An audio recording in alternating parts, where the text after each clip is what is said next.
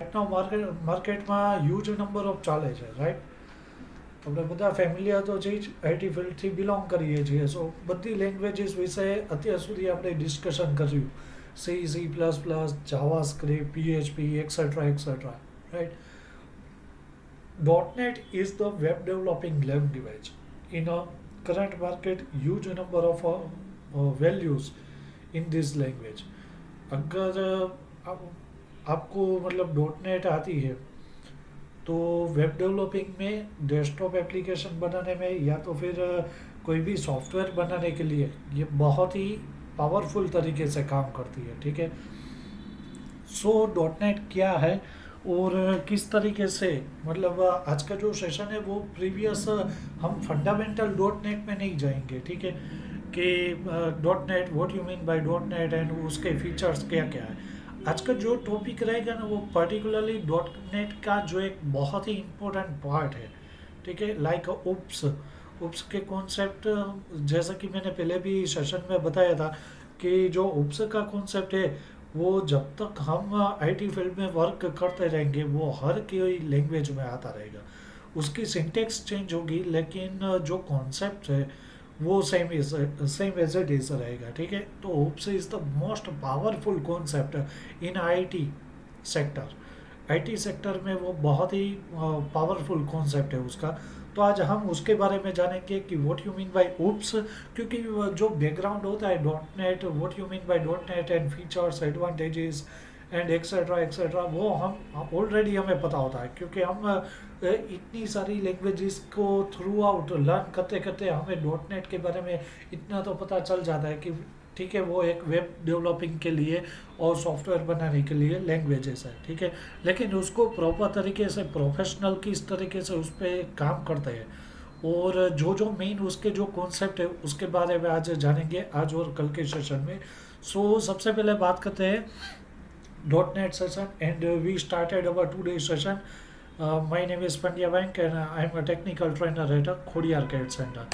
So first of all, जैसा कि हमने बात की कि उप्स, जैसे कि .NET जो है वो ऑब्जेक्ट ओरिएंटेड प्रोग्राम है, ठीक है? ऑब्जेक्ट ओरिएंटेड ही लैंग्वेज है ताकि आप इजीली कोई भी सॉफ्टवेयर डेवलप कर पाओ, या तो फिर डेस्कटॉप एप्लीकेशन या तो फिर वेब एप्लीकेशन, ठीक है? .NEट का मेन पर्पज़ ही यही है कि आप कोई भी वेब एप्लीकेशन बना सकते हो, डेस्कटॉप एप्लीकेशन बना सकते हो। देन हाउ, उसमें किस तरीके से वर्क होता है, सो वो वर्कआउट करते हैं कि ऑब्जेक्ट ओरिएंटेड प्रोग्रामिंग थ्रू। अब सबसे पहले बात आती है कि what you mean by object and what you mean bye class, ठीक है? उसकी मेथड क्या क्या रहती है उसके बारे में हम जानेंगे। So object consist of one or more data value which define the state और a property of the object. एक से ज़्यादा जो वैल्यू होगी उसको आप डिफाइन करोगे स्टेट और property wise, that is called your object, right? Encapsulate by a set of a function method that can be applied that object.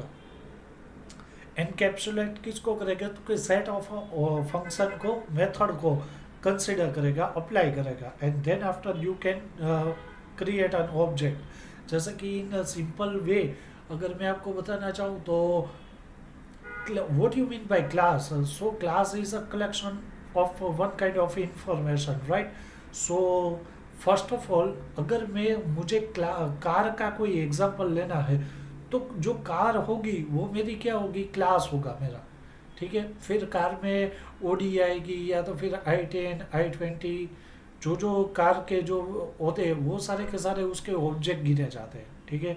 जैसे कि हम सारे के सारे पर्सन है, अब पर्सन नाम का एक क्लास है लेकिन उसमें मैं डिवाइड करता हूँ कि मयंक नाम का पर्सन, देन XYZ PQR नाम का पर्सन, तो वो ऑब्जेक्ट हो जाता है। लेकिन मेन क्या है तो कि वो क्लास, क्लास में क्या आ जाता है, पर्सन, क्योंकि एट द एंड वो है क्या, तो कि पर्सन ही है सबके सब। तो उस तरीके से क्लास और ऑब्जेक्ट को आप डिफाइन कर सकते हो। क्लास डेफिनेशन, ऑब्जेक्ट ओरिएंटेड में क्लास और ऑब्जेक्ट का बहुत ही अच्छे तरीके से यूज़ होता है ताकि बहुत ही रीयूज़ कर सको, आप अपने कोड को रीयूज़ करने के लिए ये सारे के सारे उप्स के कॉन्सेप्ट आते हैं, ठीक है? Class define character history of a data contained by the object of the class. Character history, उसकी जो कैरेक्टर हिस्ट्री होती है, that can B data contained by the object of a class. ठीक है, जैसे कि i10 है, i20 है, फिर स्विफ्ट डिज़ायर है, वो सारे के सारे क्या हो जाते हैं, तो क्या ऑब्जेक्ट होते हैं, लेकिन उसकी जो मेन होती है वो क्या है, तो कि क्लास के लिए हम उसको कह सकते हैं कि कार्स। ठीक है, कार्स नाम का एक क्लास है और उसके अंदर मैंने ऑब्जेक्ट डिवाइड किए हैं कि i10 i20 and whatever kind of. ठीक है, so function that can be apply to the object of the class. Function किसको अप्लाई करेगा, कि ऑब्जेक्ट ऑफ अ क्लास को डिफाइन करेगा, वो अप्लाइड करेगा। सो उसके उसके कॉन्सेप्ट में क्या क्या चीज़ें आती है, सबसे पहले क्लास और ऑब्जेक्ट, तो वो तो बेस है, क्योंकि उसके लिए तो आपको वो क्लास कैसे बनाते हैं, ऑब्जेक्ट कैसे क्रिएट होता है, वो सीखना पड़ता है। ठीक है, फिर उसके लिए भी अंदर बहुत सारे टॉपिक्स है उपसक है, जैसे कि एनकैप्सुलेट कैसे हो सकते हैं, इनहेरिटेंस कैसे होता है, फिर पॉलीमॉर्फिज्म किस तरीके से हो सकता है, रीयूजेबल क्लासेस, हम एक ने एक क्लास को रीयूज किस तरीके से कर सकते हैं, फिर single tyre multi tier application किस तरीके से होती है, वो सारी की सारी ऑब्जेक्ट ओरिएंटेड टर्मिनोलॉजी जिसे हम बोल सकते हैं। ठीक है, तो वन बाय वन उसके लिए डिस्क्राइब करेंगे कि what you mean bye encapsulation, inheritance, polymorphism and etcetera. ठीक है, क्योंकि ये बहुत ही गाइस पावरफुल कॉन्सेप्ट है। जैसा कि हमने पीएचपी में भी देखा था कि क्लास किस तरीके से बनता है, ऑब्जेक्ट किस तरीके से बनता है। ठीक है, वहाँ पे कुछ सिंटेक्स अलग थी, यहाँ पे सिंटेक्स कुछ अलग रहेगी, वरना कॉन्सेप्ट तो बिल्कुल सेम ही रहेगा, कोई भी लैंग्वेजेस आप पकड़ लो। ठीक है, सो सबसे पहले बात आती है encapsulation, combination of a character history of an object along with its behavior in a one package। अब कॉम्बिनेशन होती है किसकी, तो कि character history of object along with his behaviour, इन जो भी कुछ उसके जो बिहेवियर होंगे, प्रॉपर्टी उसकी होगी, उसकी कैरेक्टर हिस्ट्री को कंबाइन करके जो वन पैकेज क्रिएट किया जाता है, that is called your encapsulate. ठीक है, can not make object do anything it does not already know how to do. Can not make object do anything, सब कुछ ऑब्जेक्ट नहीं कर सकता, तो it does not already know how to do, उसको सब कुछ नहीं मालूम होता। ठीक है, ऑब्जेक्ट आपने बना लिया है लेकिन वो सारी की सारी चीज़ें नहीं कर सकता है। ठीक है, तो उसके लिए क्या करना पड़ता है, एनकैप्सुलेट करना पड़ता है, ताकि जो जो उसकी प्रॉपर्टीज़ हो उसका एक पैकेज बन पाए। और पैकेज को जब आप उसको यूज़ करवाते हो प्रोग्रामिंग में, तो पूरी की पूरी रिक्वायरमेंट फिलफुल हो जाती है। Can not make up new property, method और इवेंट, वो किसी भी तरीके से कोई भी प्रॉपर्टी को, मेथड को या इवेंट को नहीं बना सकता, न्यू प्रॉपर्टी, मेथड और इवेंट नहीं क्रिएट कर सकता, क्योंकि ऑलरेडी वो वन पैकेज बनाया हुआ है। ठीक है, so sometimes refer to a data hiding, an object can expose only those data element and procedure that is wishes। सो बहुत ही अच्छे तरीके से मतलब एनकैप्सुलेट काम करता है आपके प्रोग्रामिंग को प्रॉपर तरीके से रन करवाने के लिए, एग्जीक्यूट करवाने के लिए एनकैप्सुलेशन बहुत ही ज़रूरी है, ताकि वो आप एक वन पैकेज बना पाओ एंड उसके अंदर वो सारी की सारी कैरेक्टर हिस्ट्री आ जाए। ठीक है, सो उस तरीके से आप एनकैप्सुलेट बना सकते हो। जैसा कि यहाँ पे आप देख सकते हो, मुझे क्लास बनाया है, फिर उसकी कई सारी मेथडों का यूज़ करके मैंने एक डेटा क्रिएट किया, फिर मुझे उसको मैसेज एक प्रिंट करवाना है कि ठीक है, अगर मेरे पास ये सारे के सारे डेटा हो और उसका क्लास अगर बन गया हो तो ये मुझे कुछ तरीके से मैसेज हो पाए। ठीक है, तो वो पूरा का पूरा पैकेज जब बन जाएगा then after you can display your messages. So encapsulation इस तरीके से होता है। देन आफ्टर आते हैं कि मोस्ट इम्पोर्टेंट तरीके से, अगर जब भी हम प्रोग्रामिंग करते हैं तब कई सारी चीज़ें होती है। ठीक है, क्लास तो हमने बना लिया, फिर उसके ऑब्जेक्ट क्रिएट कर लिए, लेकिन कभी कभार क्या होता है कि क्लास के अंदर भी हमें कुछ सब क्लासेस बनाने पड़ते हैं। ठीक है, और उसके अंदर कई सारी फिर वैल्यूज़ पुट ऑन करवाना, या तो फिर प्रॉपर्टी सेट करवाना, मेथडों का यूज़ करवाना, कई सारी चीज़ें रहती है। जब आप प्रोफेशनल तौर पे प्रोग्रामिंग करते हो तो सिर्फ एक क्लास का एग्जांपल बना लिया दैट इज़ नॉट इनफ। ठीक है। उसके लिए आपको क्या करना पड़ेगा कि थाउजेंड्स ऑफ लाइन का कोड होगा, उसमें कई सारे क्लास बने होंगे, कई सारे ऑब्जेक्ट बने होंगे, कई सारे मेन क्लास एक होगा लेकिन उसके डिवाइडेड क्लासेस अलग अलग होंगे। तो वो सारी की सारी चीज़ें करने के लिए आपके उपस के कॉन्सेप्ट को बहुत ही अच्छे तरीके से समझना पड़ता है, ठीक है। Second thing is inheritance.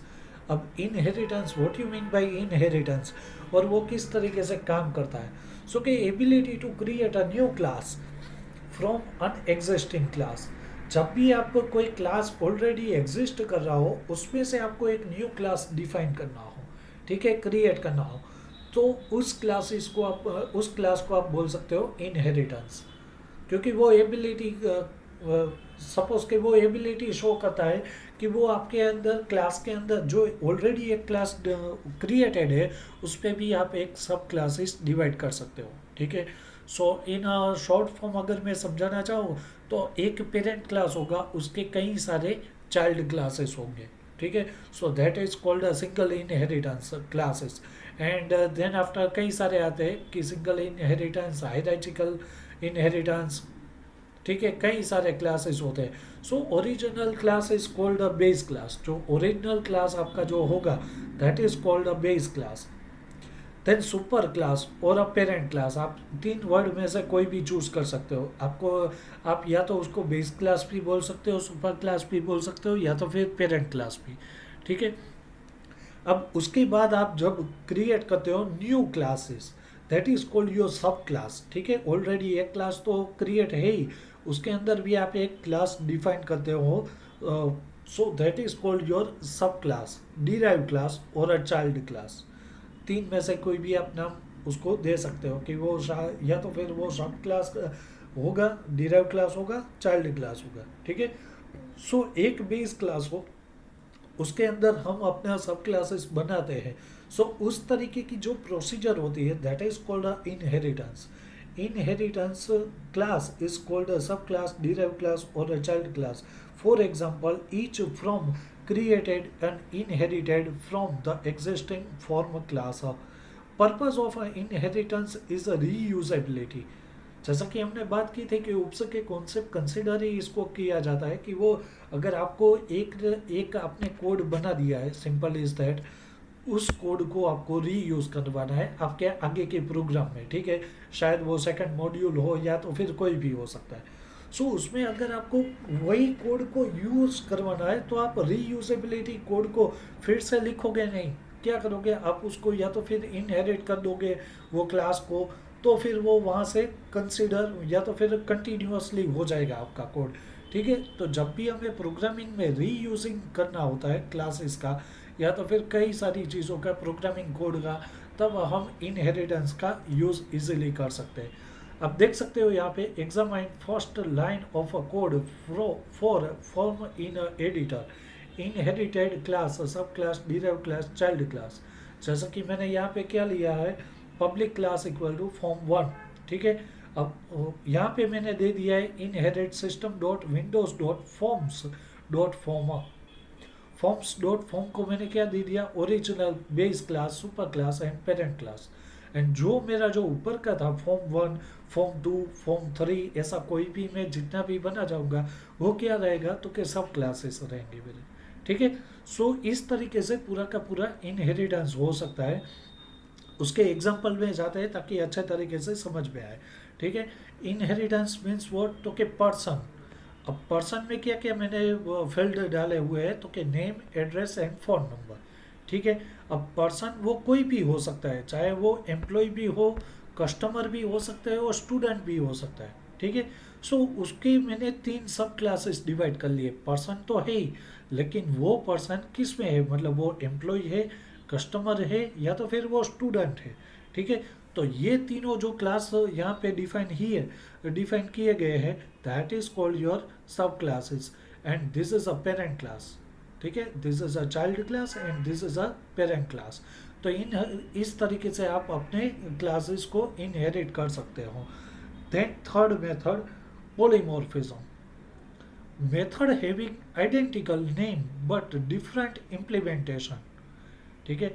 Method का जो नाम होगा आइडेंटिफाई वो सेम रहेगा आइडेंटिकली, बट डिफरेंट इम्प्लीमेंटेशन, उसको जब यूज़ करना होता है तो डिफरेंट तरीके से यूज़ होता है.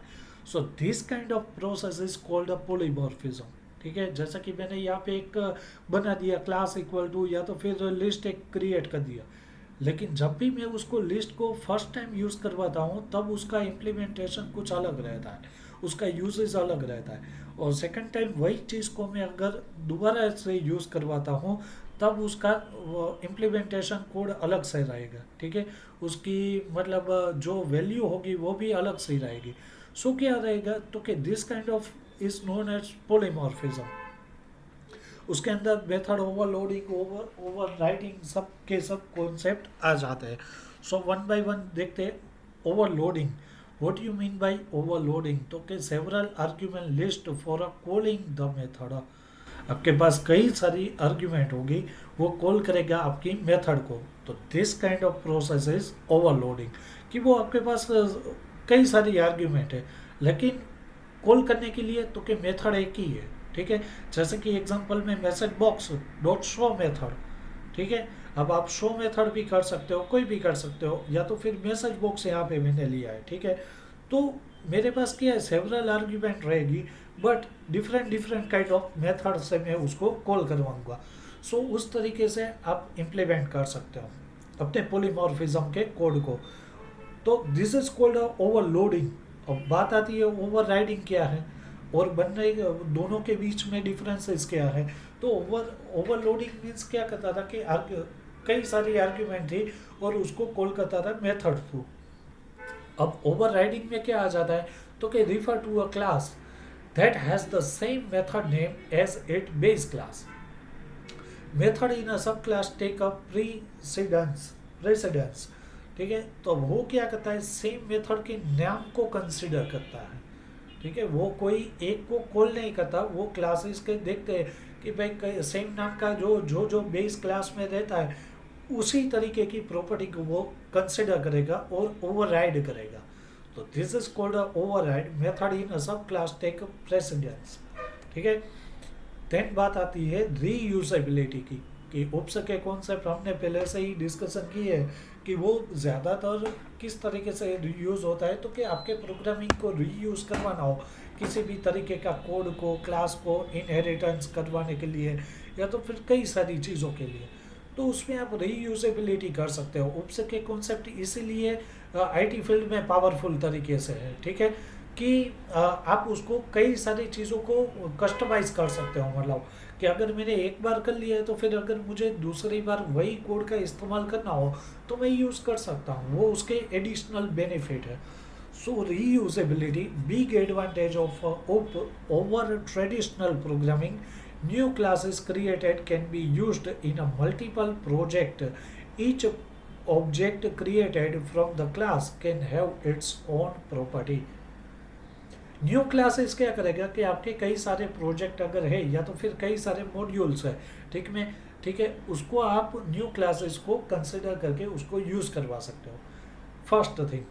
देन सेकंड थिंग इज कि each object created from the class have its own property. जो जो क्लास आपने बनाया होगा उसके ऑब्जेक्ट क्रिएट होंगे. ठीक है, अब ऑब्जेक्ट के खुद के कुछ प्रॉपर्टीज होगी, ऑब्जेक्ट की खुद की कुछ प्रॉपर्टीज होगी, या तो फिर वो माउस मूव इवेंट में चला जाएगा, या तो फिर क्लिक, या तो फिर कई सारी. ठीक है, तो ऑब्जेक्ट तो आपने बना लिया है, लेकिन उसकी प्रॉपर्टीज़ को सेट करवाने के लिए उसकी वो खुद की प्रॉपर्टीज़ होगी. तो this is a most important part, कि जब भी आप कोई प्रोजेक्ट पे काम करते हो तो मल्टीपल टाइम्स हमें कुछ कोड का यूज़ करना पड़ता है. तब हम क्या करते हैं, एक न्यू क्लास बना लेते हैं, उसके ऑब्जेक्ट क्रिएट कर लेते हैं और उसकी प्रॉपर्टी डिफरेंट डिफरेंट सेट करवा देते हैं. तो क्या रहता है, हमारा जो प्रोजेक्ट होता है वो लाइन बाय सीक्वेंशियली बहुत ही अच्छे तरीके से परफॉर्म हो सकता है. ठीक है, सो इसके लिए आपको रीयूजेबिलिटी के कॉन्सेप्ट पे फोकस करना पड़ता है. देन आते हैं कि मल्टी टायर एप्लीकेशंस.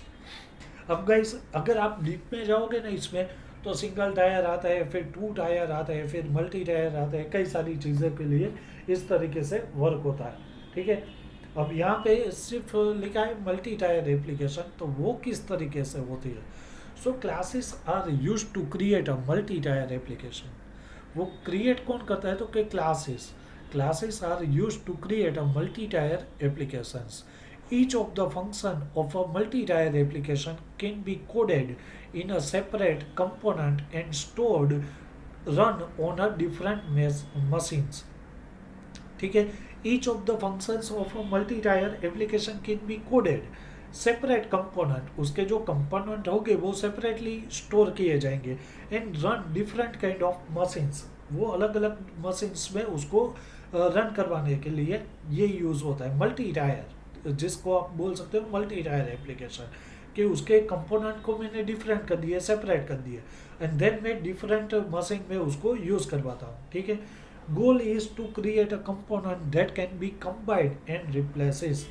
इसका मेन पर्पस क्या है कि उसको अगर आपको कंबाइन करना हो, ठीक है, मर्जिंग करना हो तो भी आप कर सकते हो, या तो फिर कुछ रिप्लेस करवा देना हो, अपने प्रोग्रामिंग में कुछ रिप्लेस करवाना हो, तब मल्टी टायर एप्लीकेशन से आप इजीली कर सकते हो। ठीक है, थ्री टायर मॉडल्स। अब this is the most important in a dot net, कि जब भी आप देखोगे तो डेटा टायर के कई सारे लेयर्स आते हैं। ठीक है, first tier, single tyre, second tier, business tyre, presentation tier, कई सारे हैं, लेकिन उसको किस तरीके से प्रोग्रामिंग में प्रोफेशनल तरीके से यूज़ होता है, this is the most important. ठीक है, so most popular implementation in a current right now market, and dot net जब से मार्केट में आई है तब ज़्यादातर वो फोकस इस पे ही है, थ्री टायर मॉडल पे। ठीक है, सो सबसे पहले आता है प्रेजेंटेशन टायर पे, second is business tyre, and third is data tyre. अब तीनों का गाइज अलग अलग सा कॉन्सेप्ट है, क्या क्या काम करेगा? तो कि presentation tier is simple is that, आप जो भी कोई फॉर्म्स बनाते हो, ठीक है, कंट्रोल्स लेते हो या तो फिर मेनूज बनाते हो, this is your presentation tier. उसमें क्या आ जाता है कि यूज़र इंटरफेस, यूआई के कॉन्सेप्ट आ जाते हैं। ठीक है, फॉर्म मैंने बनाया तो फॉर्म रजिस्ट्रेशन फॉर्म भी हो सकता है, फिर लॉगिन फॉर्म भी हो सकता है, तो फॉर्म्स क्रिएट करवाने के लिए फिर उसके कंट्रोल्स, तो के कंट्रोल में मुझे रेडियो बटन चाहिए, या तो फिर बटन चाहिए, या तो फिर चेक बॉक्सेस चाहिए, जो जो हमें रिक्वायरमेंट कंट्रोल की होती है तो वो प्रेजेंटेशन में आ जाता है। ठीक है, एंड लास्ट में मेनूज, कि अगर भाई मेनू भी मुझे कुछ क्रिएट करने हो तो भी वो प्रेजेंटेशन टायर में ही आएंगे। ठीक है, second thing is business tyre, that is called your logical parts. P dot net में जब भी आप काम करते हो प्रोफेशनली तौर पे, इम्प्लीमेंटेशन करते हो, प्रोजेक्ट को एनालाइज करते हो, देन सबसे पहले ये फर्स्ट टायर आता है कि उस पर आपको मॉड्यूल को, फॉर्म्स को क्रिएट करवाना, उसके कंट्रोल को लेना, वो सारी चीज़ें। फिर ये लॉजिकल पार्ट्स आ जाता है, this is a developer most important part. जो जो डेवलपर होंगे उसके जो मोस्ट इम्पोर्टेंट पार्ट होंगे वो ये रहेगा, बिजनेस टायर। क्यों?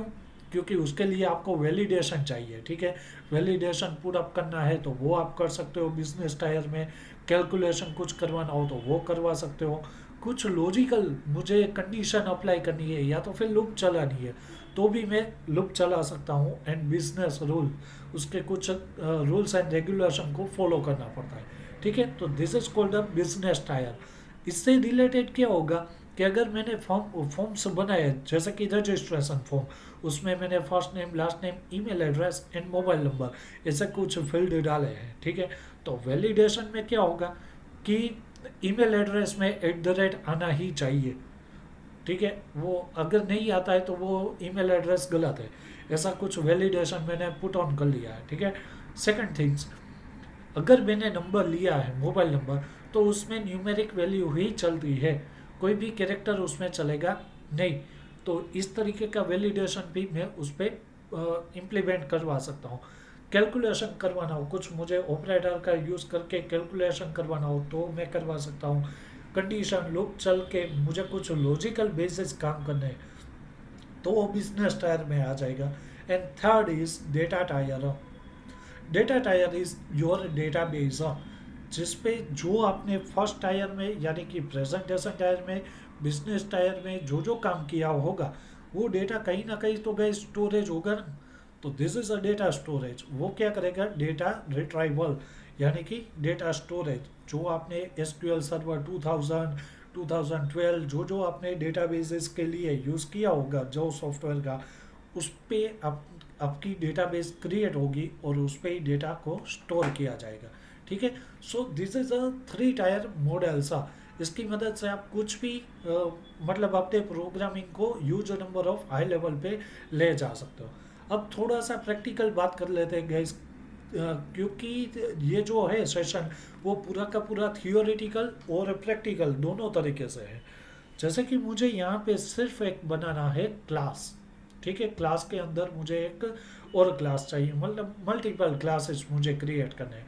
तो सबसे पहले मैं क्या करूँगा, ये तो बेसिक है, ये आपको सबको पता ही होगा, नहीं पता तो मैं सिर्फ दिखा देता हूँ आपको कि कोई भी डॉट नेट का प्रोग्रामिंग स्टार्ट करना हो तो उसके लिए विजुअल स्टूडियो आपके पीसी में लैपटॉप में होना ज़रूरी है। ठीक है, अब जैसे ही आप इसको इंस्टॉल कर दोगे तब आपको कई सारी चीज़ें पूछेंगे। ठीक है, कि एक प्रोजेक्ट बनाना है तो किस पे बनाना है, C# में, C++ में, ASP.NET में, किस पे। मुझे यहाँ पे सिर्फ एक कंसोल एप्लीकेशन क्रिएट करनी है। उस पर कई सारे आपके ऑप्शन होंगे कि अगर आपको वेब फॉर्म बनाना हो तो वेब फॉर्म बना सकते हैं। ठीक है, विंडो फॉर्म बनाना हो तो विंडो फॉर्म बना सकते हैं। फिर कंसोल एप्लीकेशन बनानी हो तो कंसोल एप्लीकेशन बना सकते हैं। ठीक है, सो यहाँ पे मैंने एक कंसोल एप्लीकेशन ऑलरेडी ले ली है। जैसे ही आप न्यू प्रोजेक्ट पे क्लिक करके कंसोल एप्लीकेशन को C# मोड में ओपन कर दोगे तब आपको ये स्क्रीन दिखाई देगी। ठीक है, ऑलरेडी हेलो वर्ड्स का कुछ सेंटेंस आपको मैसेज करके दिखाई देगा बाय डिफ़ॉल्ट। मुझे अभी क्लास बनाना है और क्लास के अंदर भी एक और सब क्लासेस बनाना है। ठीक है, यानी कि मल्टीपल मल्टीपल क्लास बनाना है। तो मैं किस तरीके से डॉट नेट में यूज़ कर सकता हूँ, तो उसके बारे में हम थोड़ा कोडिंग जान लेते हैं, क्योंकि coding is the most important part. Without you understand code you cannot right kind of a developer or designer whatever kind of। ठीक है, सो अगर आपने कोई भी कोडिंग आपको समझ में नहीं आती या तो फिर आपको आपने कोडिंग को समझा ही नहीं है, तब आप प्रोफेशनली तौर पे वेब डेवलपिंग पे काम नहीं कर सकते। तो कोड को समझना बहुत ही गैस इम्पोर्टेंट है। सबसे पहले यहाँ पे मैंने जैसा कि बात की थी, PHP के कॉन्सेप्ट में भी ऊप्स आता ही था, लेकिन उसकी कुछ सिंटेक्स अलग थी, यहाँ पे सिंटेक्स अलग होगी। यूजिंग सिस्टम, मुझे सिस्टम का यूज़ करना है तो मैं यूजिंग सिस्टम कीवर्ड का यूज़ करके पैकेज इंपोर्ट करवा दूंगा। नेम स्पेस तो कि जो आपने प्रोजेक्ट का नाम दिया होगा वो मैंने दिया है उप्स, तो वो उप्स आ गया, ये बाय डिफ़ॉल्ट रहेगा। ठीक है, इतनी। फिर मैंने यहाँ पे क्लास बनाया प्रोग्राम नाम का। ठीक है, उसके अंदर मैंने पब्लिक वॉइड मेन फंक्शन अपना ओपन करवा दिया, कंसोल डॉट राइट लाइन। जैसे कि हम PHP में क्या करते हैं, इको करते हैं, फिर C में तो कि प्रिंट एफ करते हैं। ठीक है, पाइथन में हम सिर्फ प्रिंट करवाते हैं, कुछ भी मैसेज प्रिंट करवाने के लिए। यहाँ पे क्या होगा, console dot write line function का यूज़ होगा। आपको कोई भी मैसेज प्रिंट करवाना हो तो कंसोल डॉट राइट लाइन का यूज़ कर सकते हो। फिर मैंने यहाँ पे मेन क्लास ऐसा कुछ सिंटेक्स डाल दिया। ठीक है, फिर मैंने यहाँ पे अपना मेन क्लास चालू किया, यानी कि static void main string argument, यानी कि आरगेस। ठीक है, स्ट्रिंग आर्ग्यूमेंट एस स्ट्रिंग। फिर मैंने उसको एक ऑब्जेक्ट क्रिएट किया गया, क्योंकि क्लास तो ऑलरेडी मैंने बनाया था। अब मैंने यहाँ पे उसका ऑब्जेक्ट बनाया, प्रोग्राम मेरा क्लास का नाम, उसके बाद ऑब्जेक्ट बनाने के लिए OBJ नाम का equal to new program. New program यानी कि सिर्फ प्रोग्राम नाम का मैंने एक ऑब्जेक्ट फिर से क्रिएट कर दिया। फिर मैं अपने प्रोग्रामिंग में उसका ही यूज़ कर सकता हूँ कई सारी बार। ठीक है, अगर मुझे कितनी भी बार उसका यूज़ करना होगा तो मैं कर सकता हूँ। Object dot main function, sorry, object dot main function.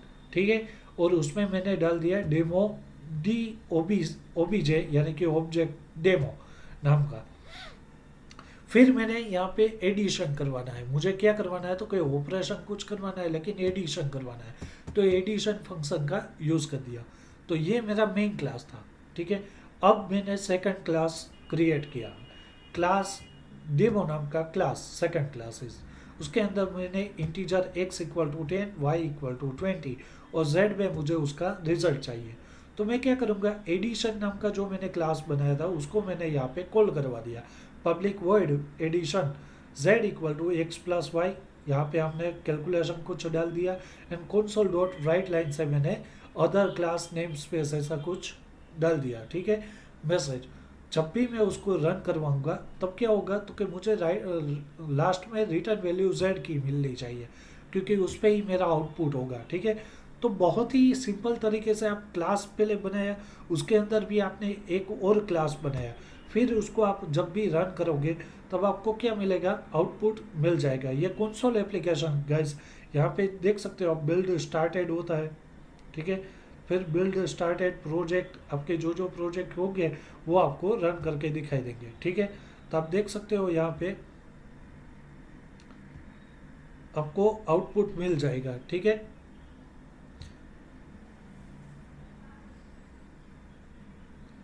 Main class, other class in a name space, वो मेरा जो दो मैसेज था वो, एंड 30, ठीक है, 10 और 20 का एडिशन होके मुझे 30 दिखाई दे दी। तो ये this is a console application guys, ठीक है। इस तरीके से आप अपना क्लास बना सकते हो और ऑब्जेक्ट क्रिएट कर सकते हो।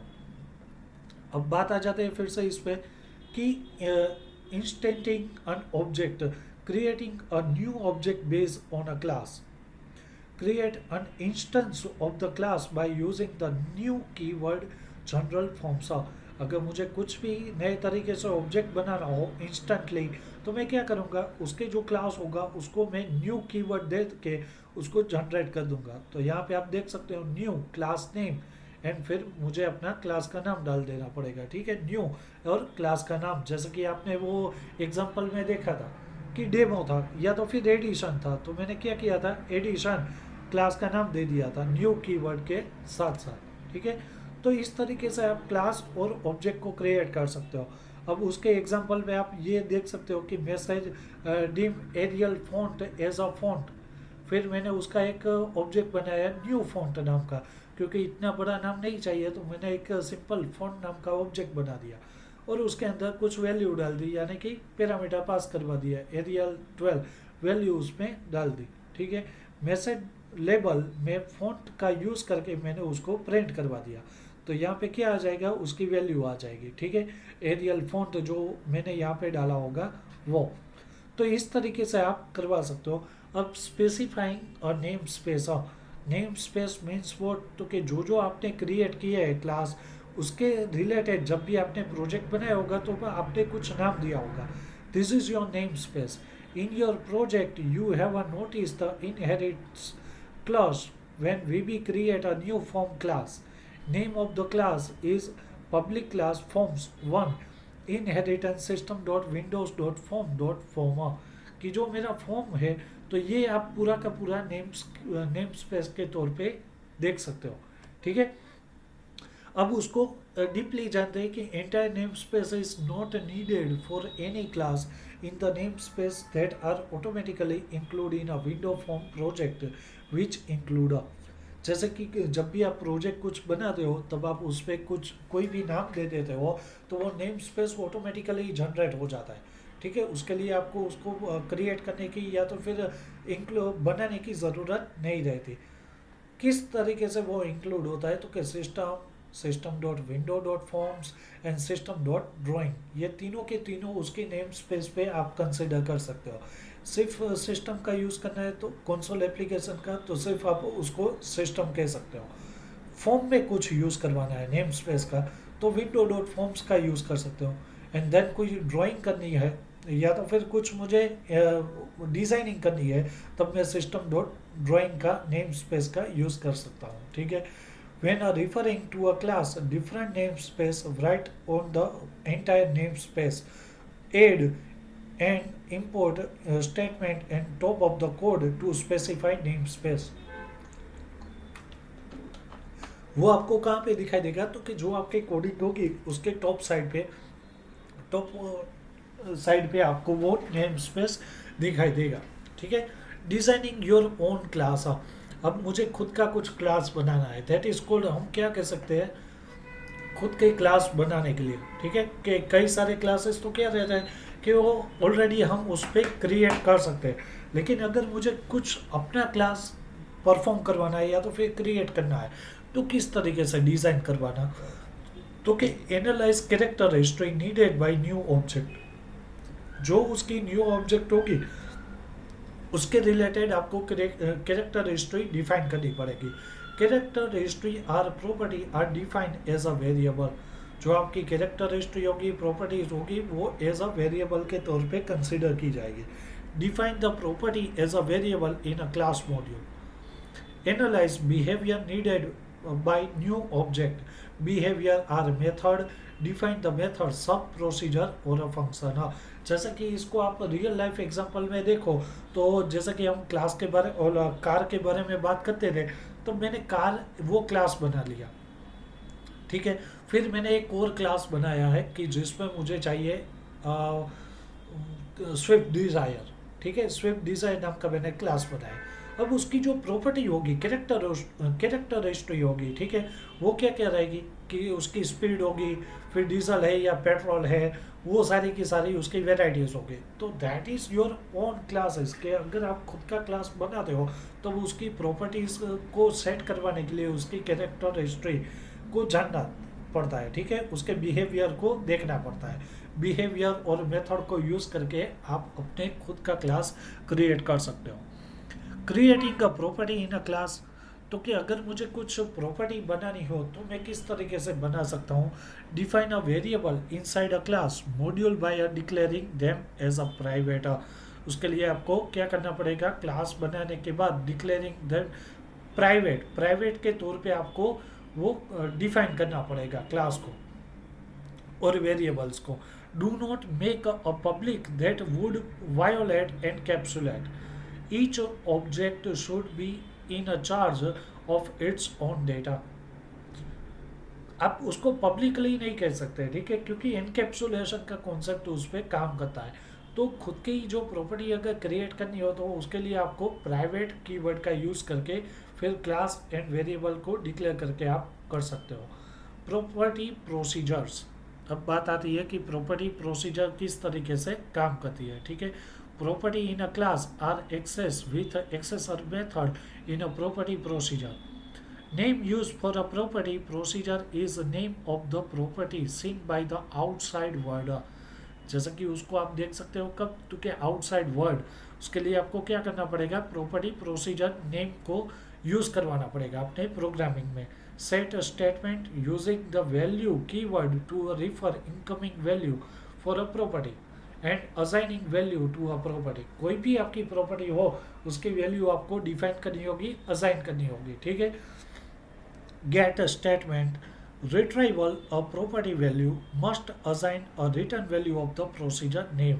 जैसे कि आप कोई भी वैल्यू को गेट करते हो तब आपको क्या मिलता है, तो कि रिट्राइव वैल्यू, वो वहाँ से वैल्यू रिट्राइव होती है, फेच होती है, तो वही आपको रिटर्न करके फिर प्रोसीजर नेम से आपको डिफाइन करेगी, आपको आउटपुट में दिखाई देगी। आप यहाँ पे देख सकते हो, यहाँ पे प्रॉपर्टी प्रोसीजर जनरल फॉर्म में किस तरीके से यूज़ होती है, ठीक है। तो गेट कीवर्ड का यूज़ कर लिया है, उस पर सेट करवाना हो तो सेट कीवर्ड का आप यूज़ करवा सकते हो। लेकिन मेनली थिंग किस पे डालना पड़ेगा, प्राइवेट क्लास हो। यहाँ पे आप पब्लिक क्लास यहाँ पे नहीं ले सकते, ठीक है। आपने पहले ही डिफाइन कर लिया है कि private class variable as a data type. फिर मैंने यहाँ पे लिया है कि property name as a data type, फिर मैंने उसको गेट करवाया है, ठीक है। Return a class variable, property का नाम और उसका क्लास का नाम, एंड गेट करके मैंने उसको क्लोज कर दिया। फिर उस पर मुझे कुछ वैल्यू सेट करवानी है। अब गेट तो हो गई, अब मुझे सेट करवानी है, तो मैं क्या करूँगा, set by value, value as a data type. आपकी जो जो वैल्यू होगी उसकी डेटा टाइप आपको डालनी पड़ेगी। स्टेटमेंट एज अ वैलिडेशन, जो जो आपका स्टेटमेंट होगा वो वैलिडेशन के तौर पे आपको वहाँ पे लिखना पड़ेगा। And class variable equal to value, जो आपकी क्लास वेरिएबल हो गया उसके पर्टिकुलरली आपको वैल्यू डिफाइन करनी पड़ेगी। And then end set end property, property को गेट भी आप कर सकते हो, सेट भी कर सकते हो, ठीक है। तो इस तरीके से पूरा का पूरा, ये तो सिर्फ सिंटेक्स है उसकी, लेकिन इस तरीके से आप पूरी की पूरी खुद की प्रॉपर्टीज क्रिएट कर सकते हो। देन बात आ जाती है class method. Create a method by coding public procedure within a class. Method declare within a private keyword are available only within a class. Method declared with the public keyword are available in external object. जैसे कि हमने बात की थी कि method किस तरीके से काम करता है, तो कि उसके लिए आपको प्राइवेट या तो फिर पब्लिक वो डिफाइन करना पड़ता है। देन आफ्टर उसकी प्रोसीजर के तौर पे आप अपनी मेथड को कॉल करवा सकते हो, ठीक है। तो क्लास के साथ साथ आपको मेथड का भी वो प्राइवेट कीवर्ड के साथ और पब्लिक कीवर्ड के साथ एक्सटर्नल ऑब्जेक्ट के तौर पे आपको डिफाइन करना पड़ता है। Most important topic in a dot net के कंस्ट्रक्टर एंड डिस्ट्रक्टर। जैसा कि इनहेरिटेंस जितना ही इम्पोर्टेंट था, इसी तरीके से कंस्ट्रक्टर करना और डिस्ट्रक्टर किस तरीके से होता है उसको जानना बहुत ही ज़रूरी है। तो method that automatically execute when an object is instantiated, ठीक है, कि वो अगर इंस्टेंटेड तरीके से ऑब्जेक्ट को क्रिएट किया गया है तो वो ऑटोमेटिकली एग्जीक्यूट करेगा आपके प्रोग्रामिंग को। तो this is a process of a constructor and method automatically execute when an object is destroyed। अगर ऑब्जेक्ट डिस्ट्रॉयड ही हो गया है तब जो काम करता है वो डिस्ट्रक्टर काम करता है। सो इसको सिंप्लीफाई करते हैं ताकि हम अच्छे तरीके से समझ पाए। Constructor must be public and is name new. जैसे कि अगर आपने कोई क्लास बनाया है, ठीक है गाइज, उसका ऑब्जेक्ट क्रिएट किया है, ऑब्जेक्ट में आप क्या करते हो, न्यू इक्वल टू फिर कोई भी क्लास का नाम देके आप उसको ऑब्जेक्ट को क्रिएट कर देता हो, ठीक है। सो वो ऑटोमेटिकली जब एग्जीक्यूट होता है this kind of a method, this is a constructor, कि वो ऑब्जेक्ट वहीं पे क्रिएटेड ही है, ठीक है, वो अभी क्रिएटेड ही है और उसको आप ऑटोमेटिकली एग्जीक्यूट करवाते हो with the help of new keywords. Then after कि डिस्ट्रक्टर किस तरीके से होता है, तो कि वो जब ऑब्जेक्ट डिस्ट्रॉय हो जाता है ना तब वो ऑटोमेटिकली एग्जीक्यूट होता है। जैसा कि मैंने कोई भी ऑब्जेक्ट बनाया, उसका काम खत्म हो गया, वो डिस्ट्रॉयड हो गया, then after destructor is working. Overloading के concept, overloading means that two method have the same name but a different list of argument. Same name के आपके टू मेथड होंगे लेकिन उसकी आर्ग्यूमेंट कितनी होगी, तो कि different different. This kind of is overloading, ठीक है। Create by giving the same name multiple procedure in your class module each with a different argument list. उसकी आर्ग्यूमेंट की लिस्ट किस तरीके से होगी, तो वो डिफरेंट डिफरेंट होगी, ठीक है, लेकिन उसकी जो मेथड होगी वो सेम सेम नेम की रहेगी, ठीक है। So this kind of is overloading. Create a new classes, अगर मुझे न्यू क्लासेस बनाते हैं वो तो किस तरीके से, सो सबको पता है कि project add class and then add new item of a dialog box, choose a class, फिर नेम ऑफ अ क्लास। जो भी आपको अगर कोई डायलॉग बॉक्सेस क्रिएट करने हो तो फिर सबसे पहले क्लास को चूज करो, फिर उसका नेम डिफाइन करो and define the class property, उस पर कौन कौन सी प्रॉपर्टी आएगी वो डिफाइन करना है। Allow the access from outside class, add property and procedure and code the methods. So इस तरीके से जो गैस आप देख सकते हो कि किस तरीके से न्यू ऑब्जेक्ट किया जाता है, ठीक है। Similar to create a new tools for the tool box but not yet creating instance of the class. Declare a variable of a new object, then initiated the object using new keyword. जैसा कि हमने पहले भी बात की थी कि private अ book sales, ऐसा कुछ मैंने क्लास बनाया उसका as a book sales define किया है। उसका ऑब्जेक्ट किस तरीके से, तो कि बुक सेल का ऑब्जेक्ट बना दिया है। तो बहुत ही इजी तरीके से आप उसको बना सकते हो। क्यों उसकी यूज़ किया है, तो कि if object variable is needed in a multiple procedure declare and object at class level initiated the object only when if it is needed। उसका आप यूज़ कब कर सकते हो, कि जब उसकी ज़रूरत हो तब। Inside a try catch block error handling, try catch block must be inside procedure. अब यहाँ से शुरू होगा एरर हैंडलिंग के कॉन्सेप्ट के, क्योंकि आपने क्या किया, क्लास बना दिया, उसका ऑब्जेक्ट बना दिया, देन आफ्टर वो डिसाइड करेगा कि वो ज़रूरत है, if it is a needed then वो ट्राई में जाएगा या तो फिर केच में जाएगा या तो फिर ब्लॉक में कंटिन्यू में जा सकता है, ठीक है। तो उस तरीके से वो वर्क करेगा। Pass value for the argument in instantiation when using a parameterized constructor. अब instance variable versus shared variable किस तरीके से होता है, दोनों में डिफरेंसेस क्या है, तो कि इंस्टेंस वेरिएबल और प्रॉपर्टी, तो उसके क्या रहती है कि separate memory location for each instance of the object. आपका जो जो जितना भी ऑब्जेक्ट होगा उसकी मेमोरी सेपरेटली डिफाइन होगी, ठीक है। सो this is a variable called a instance variable. वो हर एक ऑब्जेक्ट की मेमोरी लोकेशन को सेपरेटली डिफाइन करेगा। शेयर्ड वेरिएबल में क्या रहेगा, तो single variable that available in all object of a class. आपके जो जो प्रोग्रामिंग में जितने भी ऑब्जेक्ट होंगे उसके वेरिएबल की लोकेशन वो सिंगल ही रहेगी, सिंगल वेरिएबल में रहेगी। Can be access without initiating an object of the class, use the shared keyword to create a। उसके लिए मुझे क्या करना पड़ेगा, shared कीवर्ड का यूज करवाना पड़ेगा, ठीक है। एंड देन लास्ट आ जाते हैं ओप्सर के कॉन्सेप्ट से लेके कि गार्बेज कलेक्शन किस तरीके से होता है। तो कि features of a dot net common language run time that is called CLR that clean up unused component. जैसे कि आप कोई भी कैलकुलेशन करते हो तो कभी कभार क्या आ जाती है, गार्बेज वैल्यू आ जाती है, तो उसको क्लियर करने के लिए common language run time use होता है, जो क्लीन अप करने के लिए सर्विसेज प्रोवाइड करती है, ठीक है। Periodically check the unreference object and releases all memory and system resources used by the object. Microsoft recommended depending on a garbage collection rather than finalized procedure। जब भी कोई फाइनलाइज प्रोसीजर होती है तो सबसे पहले क्या होता है, गार्बेज कलेक्शन को रिमूव किया जाता है, यानी कि CLR मेथड को तब इम्प्लीमेंट किया जाता है। Inheritance class already we know about that. यहाँ पे पूरा का पूरा उसका डिस्क्रिप्शन है, ठीक है। Be a base and another class. फिर उसके लिए अगर हम किस तरीके से उसको इनहेरिट करते हैं, मल्टीपल इनहेरिटेंस करना है, सिंगल इनहेरिटेंस करना है, वो सारी की सारी चीज़ें उस पर आ जाती है, ठीक है। So we all about familiar with this.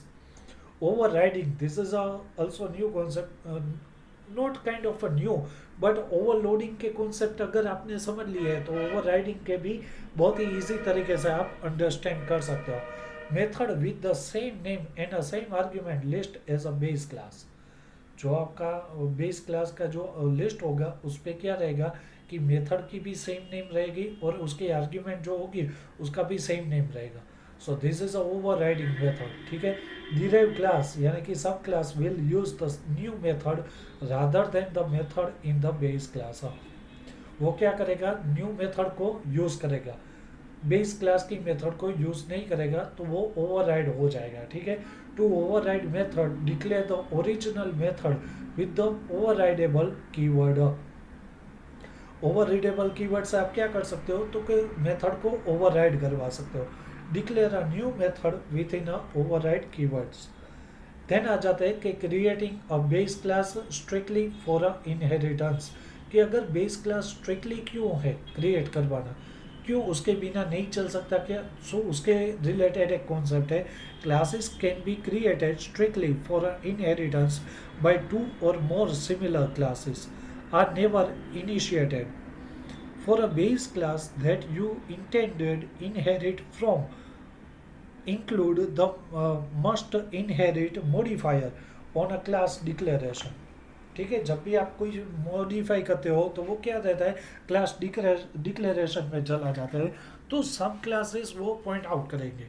And base class आपने क्रिएट किया हुआ है तो इसकी इसी के लिए वो बहुत ही ज़रूरी है कि creating a base class to strictly inherit, कि उसको इनहेरिट करोगे तभी वो आपको अलग अलग डिक्लेरेशन पे चला जाएगा, ठीक है। उसके मतलब मेथड को कॉल करवाना या तो फिर प्रॉपर्टी सेट करवानी हो तब आप उस पर कर सकते हो इनहेरिट करके।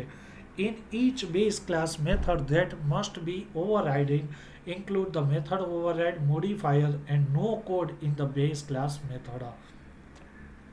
इनहेरिटिंग फ्रॉम फॉर्म क्लासेस, कि अगर मेरे पास फॉर्म के कुछ क्लासेस है तो मैं उसको इनहेरिट किस तरीके से कर सकता हूँ, तो कि many project require several forms, create a base form and inherit the visual interface new forms. आप उसको क्या कर सकते हो, न्यू फॉर्म्स करके डिक्लेयर करवा सकते हो। जैसे कि आप यहाँ पे देख सकते हो system dot window dot form dot form, forms dot form को मैंने क्या किया है, इनहेरिट करवा दिया है।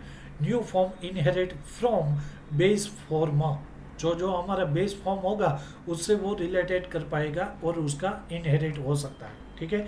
Creating inherited form classes, so same as it is कि अगर मुझे मेनू को भी करवाना हो प्रोजेक्ट में, मेनू को या तो फिर नेम बेसिस पे, तो मैं उसको इनहेरिट करवा सकता हूँ। Coding for a event and inherited class. अब गाइस ये बात आ जाती है कि जब भी आप उप्स के कॉन्सेप्ट को कंसिडर करते हो तो इवेंट हैंडलर का कॉन्सेप्ट आता है, ठीक है। Click event, mouse move event, etcetera etcetera. अगर उस पर कोई भी अगर मतलब वो कंडीशन सही नहीं होती तो वो क्या करता है, एक्सेप्शन में चला जाता है। कैच, ट्राई, ब्लॉक उस पर अगर आपने दिए हो तो, ठीक है। तो उसके लिए कोडिंग इवेंट्स और इनहेरिटेड क्लासेस को बनाना ज़रूरी है। Copy a procedure from a base class into a derive class and make a modification. क्या करेगा कि आपकी प्रोसीजर को वो कॉपी करेगा। जैसे कि आपने बेस क्लास बनाया तो उसको एक कॉपी करेगा, फिर उसके अंदर डिराइव क्लास पे वो हो जाएगा कॉपी करके। एंड मॉडिफिकेशन, अगर मुझे उस पर कुछ चेंजेस करवाने हो तो मैं उस पर कर सकता हूँ, ठीक है। An alternate way is to use inherited event handler in the derived class। वो सारे के सारे क्या आ जाते हैं तो कि इवेंट हैंडलिंग के अंदर आ जाते हैं। अब बात आती है गाइस, उप्स के कॉन्सेप्ट यही के थे, ठीक है। अब with in a few minutes पे हैंडलिंग एक्सेप्शन के कॉन्सेप्ट को हम कंसिडर कर लेते हैं कि किस तरीके से होता है। तो सबसे पहले तो हैंडलिंग एक्सेप्शन मीन्स व्हाट। सो कि जब भी आप कुछ ट्राई करते हो प्रोग्रामिंग के तौर पे, तब आप क्या कर सकते हो तो कि या तो फिर वो फॉर्म को जब भी आप उसको बनाते हो तो इवेंट फायर होती है, फिर वो ट्राई में जाती है, केच में जाती है और फाइनली में जाती है। जैसा कि अगर मुझे कुछ ट्राई कीवर्ड का यूज़ करना है तो मैं क्या करूँगा, दो कंडीशन के बीच में वो ट्राई का एक्सेप्शन पार्ट डाल दूंगा। फिर केच का यूज़ करवाना है तो मैं उसको करूँगा। एंड फाइनली कीवर्ड से तो मुझे फाइनल आउटपुट मिल सके तो मैं उस तरीके से कर सकता हूँ। मतलब कंटिन्यू करवाना हो तो मैं कंटिन्यू भी करवा सकता हूँ। मतलब एक्सेप्शन हैंडलिंग के कॉन्सेप्ट के अगर कोई भी एरर आती है तो वो क्या करता है, केच में चला जाता है, ट्राई में चला जाता है, दिस इज काइंड ऑफ, ठीक है। Handling exception, catching and processing error. वो क्या करता है, एरर को कैच करता है और उस पर प्रोसेसिंग करता है। In a C sharp exception can be handled by the try, catch, finally, construction. उसके लिए उसके 3 मेथड है, ट्राई, कैच और फाइनली, ठीक है। जिसकी मदद से आप कोई भी एरर हो तो उसको फाइंड आउट कर सकते हो, प्रोसेसिंग कर सकते हो, उस पर सॉल्व कर सकते हो, ठीक है। Provided by a system dot exception, उसके एक पैकेज को आपको इंपोर्ट करवाना पड़ेगा, that is called system dot exception, ताकि उसके अंदर जो जो टाइप की एरर होगी वो आपको शो हो पाए, ठीक है। जैसे कि यहाँ पे आप एग्जांपल में हमने देखा था गाइस, तो यहाँ पे मेरा एनकैप्सुलेशन का एक प्रोग्राम था, लेकिन अनफॉर्चुनेटली एक ही मैंने प्रोजेक्ट पे वो 2 फाइल ली थी, तो वो क्या करता है, वो अभी पहली फाइल को ही रन करता है। तो यहाँ पे मुझे कुछ बेसिक सी सिंटेक्स दिखाई देती है, ठीक है, एरर। तो this is a error is a encapsulate, मतलब दिस इज अ एक्सेप्शन, कि वो आपको क्या डिफाइन करता है कि जहाँ पे भी आपकी एरर होगी वो आपको शो करेगी, और किस टाइप की एरर है वो भी आपको शो करके दिखाई देगी। जैसे कि हमने programming dot C S S की जो वो फाइल थी, सी एस की फाइल, उस पर मैंने एडिशन ही किया था तो उसका आउटपुट मिल गया था। लेकिन एनकेप्सुलेशन के प्रोग्राम में तो कि वो एक एट ए टाइम 2 फाइल को रन नहीं कर सकते, तो उसके रिलेटेड वो एरर है, अदरवाइज उसके जो कोडिंग है वो तो सही सही है, ठीक है। So enable create enable clear robust and fault tolerance program को हम क्या कह सकते हैं, हैंडलिंग एक्सेप्शन, यानी कि exception handling. Catch block can be used multiple time to process different exception type. Catch block से क्या करेगा तो कि मल्टीपल टाइम्स आपकी प्रोसीजर को डिफरेंट तरीके से एक्सेप्शन में वो जाता रहेगा, जब भी वो सॉल्विंग नहीं होती तब तक, ठीक है। आप यहाँ पे देख सकते हो उसके एग्जाम मतलब सिंटेक्स के तौर पे ट्राई किया है, फिर मैंने यहाँ पे कुछ उसके कोई भी स्टेटमेंट आप डाल सकते हो। कैच करवाना हो तो इनवैलिड ऑपरेशन एक्सेप्शन, और यहाँ पे उसका एक्सेप्शन का डिफाइन आ जाएगा, डिस्क्रिप्शन आ जाएगा। देन कैच फिर से मैंने किया है तो के सम अदर एक्सेप्शन, जैसा कि हमने बात की थी कि वन और मोर टाइम भी वो यूज़ हो सकता है, ठीक है। सो केच केच केच, यहाँ पे मैंने 3 बार केच करवा दिया, एंड देन मैं थ्रो करवा देता हूँ कि भाई थ्रो हो जाए फाइनली पे। तो फाइनल ब्लॉकेज में जो जो मुझे फाइनल आउटपुट मिले होंगे वो यहाँ से कंसिडर हो जाएंगे, ठीक है। बेनिफिट क्या क्या है, एक्सेप्शन के बेनिफिट क्या क्या है, क्यों हम उसको यूज़ करते हैं, तो कि the ability to keep a code that deal with a exceptional situation in central places. उसके अंदर कोई भी आपकी मतलब एरर होगी तो उसको डील करने के लिए एक्सेप्शन के कोड की ज़रूरत रहती। The ability to locate a fix bugs in the code, आपके कोड के अंदर जो जो बग्स होगी, एरर होगी, उसको फिक्स करवाने के लिए एक्सेप्शन मेथड का यूज़ किया जाता है। Unified error handling, old dot net framework classes throw exception handle error cases.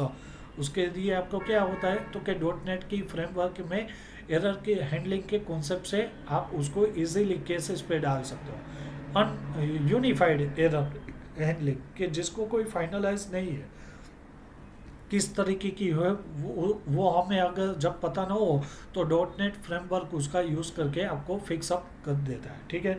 Old Win32 API and com return a 32 bit array code exception. फिर उसकी स्ट्रिंग डिस्क्रिप्शन करवाना, या तो फिर कई सारी चीज़ें, मतलब 32 बिट की एरर है तो वो उसके एपीआई थ्रू आपको जनरेट करके दिखाई देगी। Exception also include a stock track and that tells you the path application took until the error occur। जब तक वो एरर सॉल्विंग नहीं होती तब तक वो क्या रहता है, स्टॉक ट्रेस में चला जाता है। तो this is a benefit of a exception handling. और उसका एक एग्जांपल है गाइस, एरर हैंडलिंग किस तरीके से होती है, ठीक है। सो आप देख सकते हो protected word page load event में मैंने डाला है, जैसे कि इवेंट की बात होती थी तो मैंने कौन सी इवेंट लिए, पेज लोड के। Object sender and event argument e को मैंने पास करवा दिया। ट्राई का यूज़ किया है कि अगर ये सही है तो फिर वो ट्राई में जाए। Integer value equal to 1 divided integer dot parts, और उसकी वैल्यू 0, ठीक है। अगर ये ब्लॉकेजेस पे जाएगा या तो फिर केच में जाएगा, तो यहाँ से अगर सही होगा तो वो फिर केच को लेगा, exception E x and response dot right से वो आपको 1 बाय 1 हेल्प लिंक को, मैसेजेस को, जो जो आपने पैरामीटर या तो फिर जो जो कुछ लिया होगा क्लासेस के जहाँ ऑब्जेक्ट क्रिएट किए होंगे वो सारे के सारे यहाँ से डिफाइन होंगे, ठीक है, रिस्पॉन्स डॉट राइट से। सो आउटपुट में आपको क्या मिलेगा, तो कि हेल्प डॉट लिंक वो यहाँ पे डायरेक्टली आपको 0 प्रिंट करके दिखाई देगा, क्योंकि क्यों है, हमने यहाँ पे 0 डाला है, ठीक है। एक 1/0, तो उसको वो कंसिडर करके ट्राई में आपको पर्टिकुलरली इंडेक्स वैल्यू आपको दिखाई देगी। So this kind of process is a exception handling, ताकि कोई भी बग्स हो, एरर हो तो वो फिक्स अप करने के लिए इसका बहुत ही अच्छे तरीके से डॉट नेट में यूज़ होता है। तो गाइज आज के सेशन में हमने बात की उपस के कॉन्सेप्ट को और एक्सेप्शन हैंडलिंग के, ठीक है। अगर उसमें अगर कोई आपको डाउट्स हो, क्वेश्चन हो, तब आप पूछ सकते हो अभी, right now you can ask me agar any kind of you have a question, doubts or query. So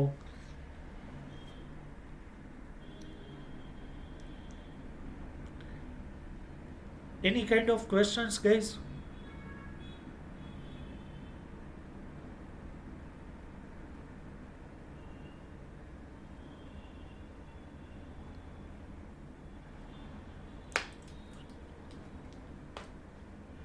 Hello, any kind of question guys?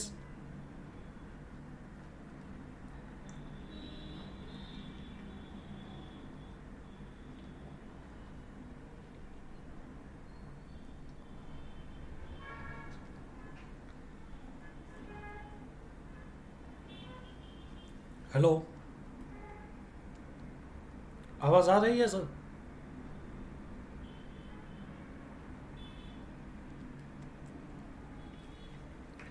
कोई क्वेश्चन नहीं है ना गाइज आपको?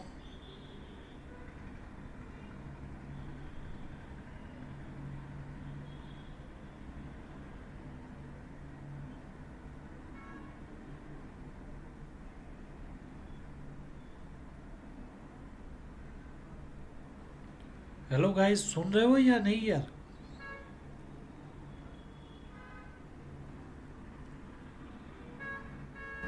किसी को कोई क्वेश्चन नहीं है ना guys?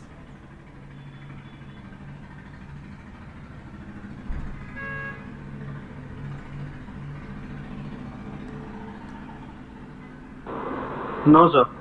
Okay, so thank you so much all of you guys. And कल के सेशन में एमवीसी के बारे में हम जानेंगे। ठीक है, सो thank you all of you guys, hope you enjoy this session.